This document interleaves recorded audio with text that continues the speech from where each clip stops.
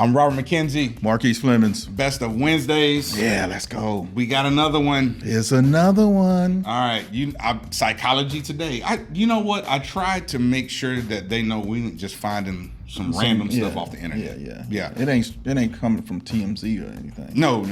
Which TMZ? They be on their stuff sometimes. They will be outside that window with a camera looking at us right now if we were in trouble. Man, listen, tell you before the news tell you. Ooh. 2025. This is from August 2025. We got an article. Okay. It says teach kids to fish. Okay. So it says pay it forward by teaching rather than doing. I'm for that. I'm with you on that. So we got a lot of parents that are saving kids. Doing homework.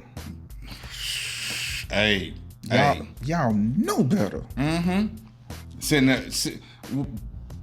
we had, I think there was an online charter school that was talking about how the parent actually put her name into the assignment. Come on now. She forgot to put her student's name. Come on now. You know better. Child can't do 2 + 2 because you doing the homework.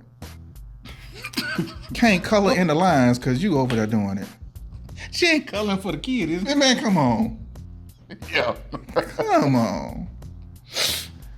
All right, so yeah. So it says let kids do things themselves. Yeah. Parents often jump in to help because it's faster or easier, but letting kids try builds independence and confidence. Let me ask you this. Do you think that some parents don't want their kids to look like failures so they do the work for them? Yes. I think there's a lot of parents, I shouldn't say a lot. I feel like there are parents who believe that their kid is a direct reflection of them. That's good. Okay. And if their kid looks a certain way, then it's going to reflect bad on them.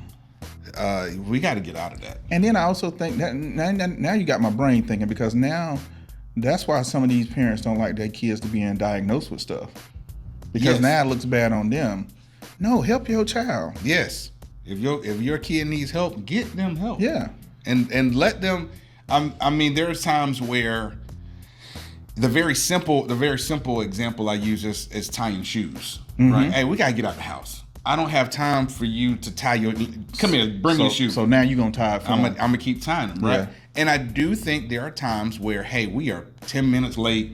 I'm gonna tie them and we're gonna keep rolling. Yeah. But there's no rush. Hey, tie your shoe. Yeah. Try it again. Try it again. Yeah. We have to allow that. And I think by doing that, you also teach your child to build resilience. Because I think sometimes by us doing stuff for them, when they can't do it the first time, it's like, I give up. Yep. So autonomy builds self-belief. Yep. So when kids successfully complete tasks on their own, they develop self-efficacy, the belief that they can handle challenges. I like that. And then right into what you were saying, small struggles are important. Yes. So watching kids struggle a little can be hard, but it helps them learn problem solving and develop skills that they'll need later on. Yes, I'm with that. Yeah, we gotta stop saving these kids. Yeah. And I don't mean, just don't step in at all. But there are times they're gonna have to struggle. Yeah. My kid, if there's something in basketball that she's garbage at, ma'am, you are garbage at that. Yeah. We need to work on that. The coach said you ain't doing what you need to do, and they sit you on the bench. Enjoy that bench. Yeah. So I think sometimes that's why our kids do feel anxiety or overstressed, because they never had stressors in their lives to get over. You know what I'm saying? So, all right, cool. Yeah. So, concrete steps for parents: set clear expectations. Yeah. Give age-appropriate choices, and then guide rather than do everything for them. So we want to encourage with supportive language, like I know you can try this, or once you try, you'll see you can do it. Yeah. So we want to make sure that we're encouraging them, but letting them struggle a little bit. I like that. So we need to ask ourselves, why are we jumping in? As parents, why are we jumping in? So we need to pause for a second. Yes. I like that. Could your child do it themselves? Is this going to help your child in the long run? We need to ask those questions. Yeah. And sometimes we have to be patient and allow them to struggle for a little bit. And I think that's that's, as a society that moves so quick in life, everything has to be right now. We're not patient enough to be patient with our kid. So, I think that's going to be a learning experience for us as well, to learn to be patient and give grace. That's why I got him on here. That right there why I got him on here. Hey, man, so the other day, I was having a problem with my internet.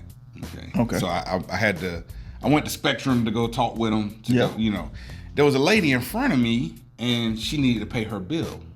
Right. So she had the bill, and she put something on the counter, and I was like, "This is what in the world?" The guy looking at her, and he was like, "Man, we don't accept that." And it was a check, wasn't it? The what? Was it a check? It was somebody still writing checks. It was cereal. Oh, okay. Yeah, it was cereal. She had put a bag of cereal on the counter. Frosted Flakes. Nah, it was checks. Hey, that was. I like that one. That was a good one. I like that. Okay. It was checks. I'll give you that one for Mr. McKenzie. Nah, I got him. I like that one. We out.